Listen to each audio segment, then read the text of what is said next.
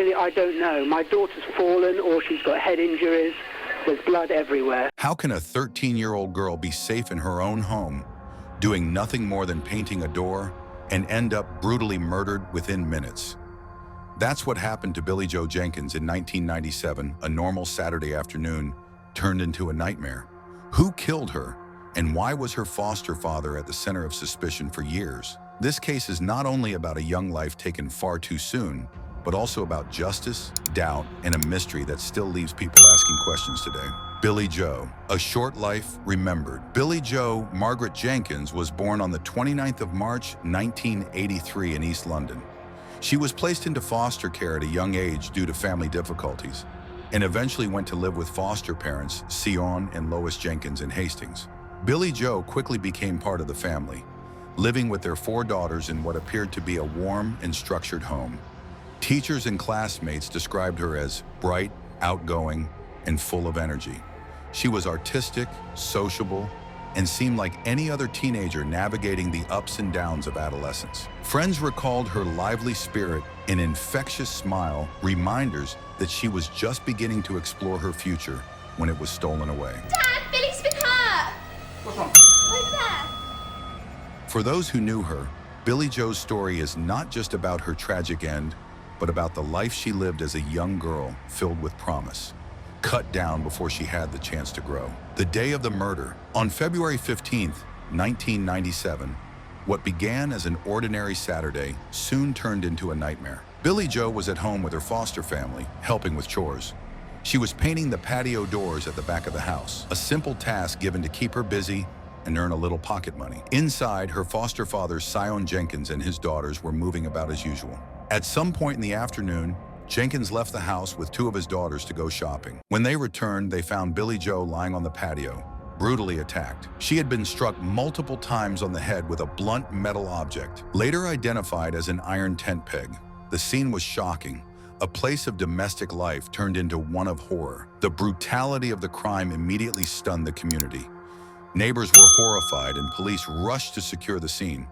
What they found would raise more questions than answers and spark years of legal battles. The investigation from the very beginning, investigators were under immense pressure to find the person responsible for Billie-Jo's murder. The nature of the attack, frenzied and violent, suggested deep anger, but there was no clear motive. The immediate lack of forced entry and the setting of the crime shifted suspicion inward toward the family. Police soon turned their attention to Siôn Jenkins. Small blood spots were found on his clothing, raising suspicions that he had been present at the attack.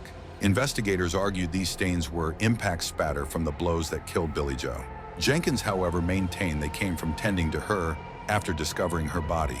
As evidence was collected, the community was gripped by fear and confusion.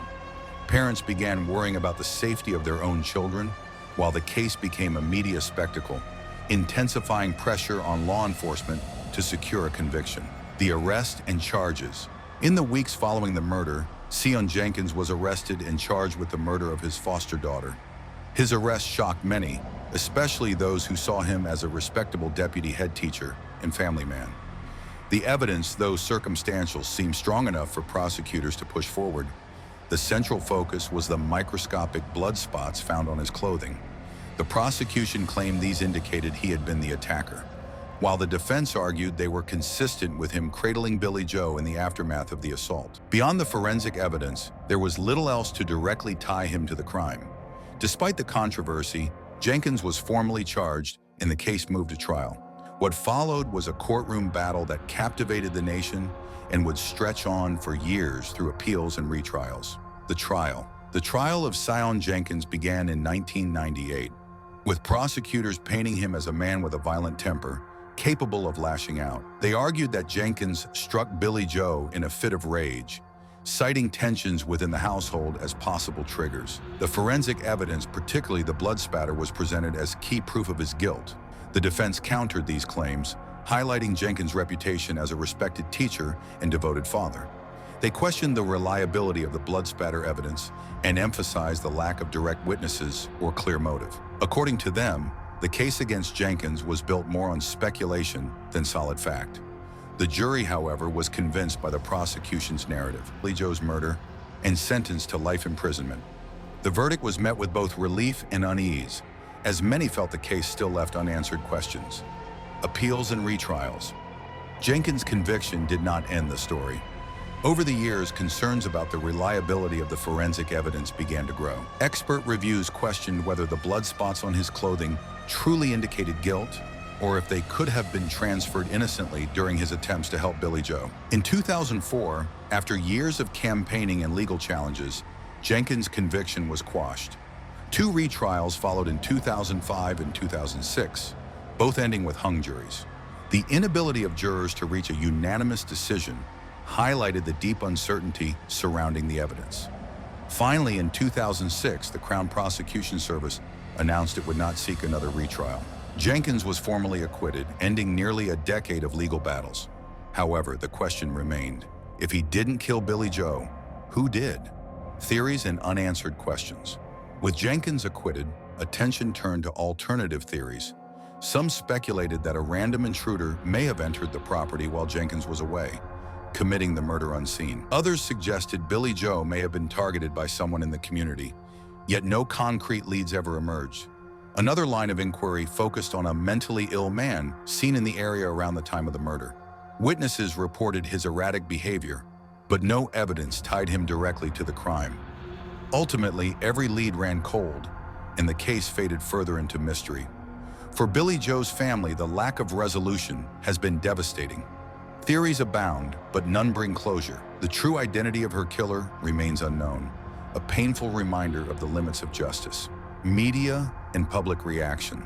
The murder of Billie-Jo Jenkins became one of the UK's most high-profile cases of the late 1990s and early 2000s. Media coverage was relentless, often focusing on the character of Siôn Jenkins and the forensic science used in court. Public opinion was deeply divided, with some convinced of Jenkins' guilt and others believing he was a victim of a flawed justice system. The case also raised broader questions about the reliability of forensic evidence and how it is presented to juries. Blood spatter analysis, in particular, came under intense scrutiny, leading to debates within the scientific and legal communities. Beyond the courtroom, Billie-Jo's story struck a chord with parents across the UK. Her murder in what should have been the safety of her home served as a chilling reminder of vulnerability, sparking conversations about child safety, trust, and justice. The murder of Billie-Jo Jenkins remains one of the most tragic and unsettling unsolved crimes in modern British history. What began as an ordinary Saturday turned into a national nightmare, leaving behind grief, suspicion, and unanswered questions. For her family, friends, and community, the pain has never truly faded. Though Siôn Jenkins was eventually acquitted, the truth about who killed Billie-Jo has never been uncovered.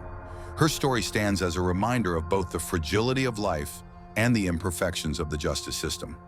Nearly 3 decades later, her case continues to haunt the public imagination, a wound that remains open because justice has yet to be found. Do you think justice was truly served in Billie-Jo's case? Should her foster father have been treated differently, or was the system right to suspect him? And most importantly, will we ever know who really killed Billie-Jo? If you found this case important, don't forget to like, share, and subscribe for more true crime documentaries.